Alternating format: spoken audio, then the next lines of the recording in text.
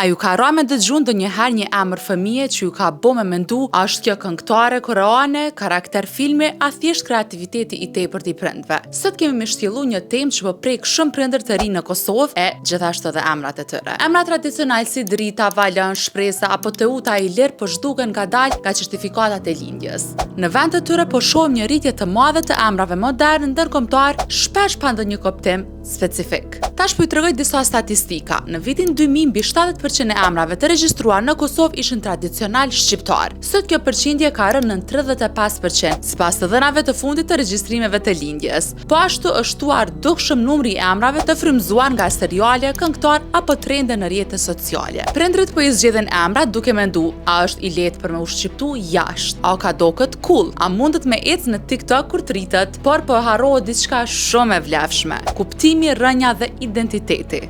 Emri është pjesë e parë e historisë së një fëmije dhe sot po jetojmë një kohë ku emri shpesh është më shumë trend se trashëgimi. A mendoni që emrat modern po e humbin shpirtin që dikur e kishin emrat shqiptar? A jeni për një emër me kuptim apo një emër që tingëllon bukur pa marrë parasysh origjinën? Na shkruani në komente emrin që ja keni lënë ju fëmijës suaj.